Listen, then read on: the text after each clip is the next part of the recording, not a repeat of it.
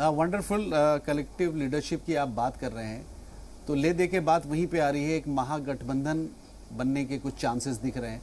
तो क्या शरद पवार साहब अपने आप को as a PM candidate project करेंगे 2024 में? देखिए, पवार साहब ने साफ साफ कहा है, ना वो पीएम बनना चाहते हैं, ना जो गठबंधन बनेगा उसकी अगुवाई करना चाहते हैं। कलेक्टिव लीडरशिप की उन्होंने बात की है।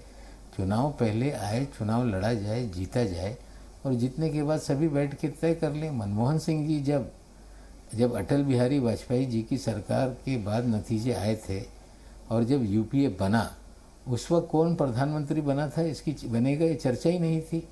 लोगों ने सोनिया जी का नाम आगे कर दिया, सोनिया जी ने स्वयं कह दिया कि मैं नहीं बनूंगी। उसके बाद मनमोहन सिंह जी प्रधानमंत्री बने, 10 साल तक उन्होंने मुल्क को चलाया।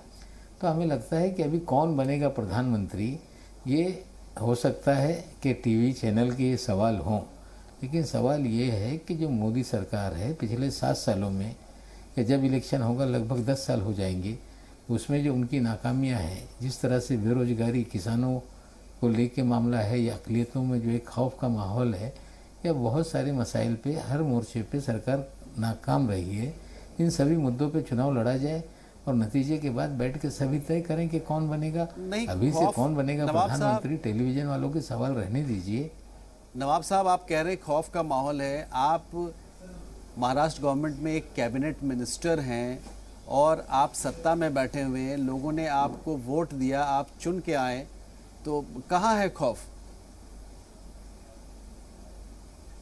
नहीं, महाराष्ट्र में खौफ नहीं, उत्तर प्रदेश में खौफ है, हरियाणा में खौफ है, मध्य प्रदेश में खौफ है। जहाँ जहाँ भारतीय जनता पार्टी, जहाँ पे उनकी सरकारें हैं, वहाँ लिंचिंग हो रही है। कहाँ क्या क्या किस तरह से हालात बन रहे हैं, कपड़े कौन से पहने जाएंगे, कौन क्या खाएगा, किचन में क्या पका है, जिस तरह का माहौल पूरे मुल्क के अंदर है। खौफ नहीं अगर ये कोई कहता है तो हमें लगता है गलत है। खौफ है। हरियाणा में क्या हो रहा है देखिए, मथुरा में क्या माहौल बनाया जा रहा है।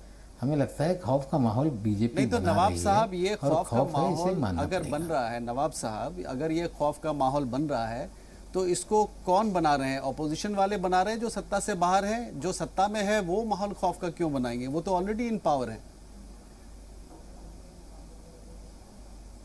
नहीं, आप देख लीजिए, जो मौर्य साहब हैं भारतीय जनता पार्टी के उत्तर प्रदेश के, वो डिप्टी चीफ मिनिस्टर हैं। फिर उन्होंने किस तरह से मथुरा को लेके बयान दे दिया, किस तरह से उनसे जुड़े हुए जो भी संगठन है, किस तरह से माहौल पूरे मथुरा का खिलाफ खराब कर रहे हैं, किस तरह से ईदगाह में हम मूर्ति लगा देंगे, इस तरह की बात हो रही है।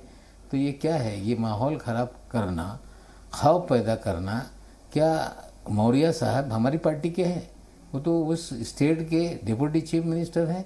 वो उसी तरह के बयानबाजी और उसी तरह की बातें कर रहे हैं जो कल्याण सिंह जी ने 6 दिसंबर 1992 के पहले जिस तरह से बातें की थी, वही बयानबाजी वो केशव प्रसाद मौर्य जी कर रहे हैं। ये लोगों ने देखा है और लगातार कर रहे हैं उस तरह की बयानबाजी।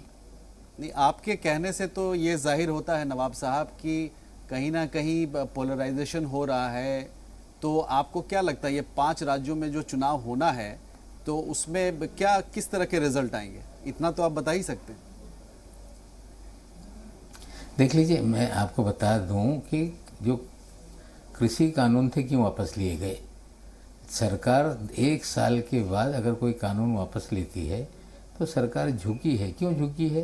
क्या किसानों, कुछ मुट्ठी भर किसानों के लिए हम समझा नहीं पाए, बात कर रहे थे? बिल्कुल ये साफ है कि पंजाब, उत्तराखंड और जहाँ तक सवाल है उत्तर प्रदेश का, बीजेपी बहुत कमज़ोर है और गोवा में वही हालात हैं। हमें लगता है बहुत इब्तिदाई दौर है। जब तक इलेक्शन डिक्लेयर नहीं हो जाते, माहौल खड़ा नहीं होता, तब तक मैं भविष्यवाणी कुछ करना नहीं चाहता। लेकिन उत्तर प्रदेश, पंजाब, उत्तराखंड और गोवा में 5 राज्यों में 4 जगह बीजेपी हारेगी, इस तरह का माहौल नज़र आ रहा है।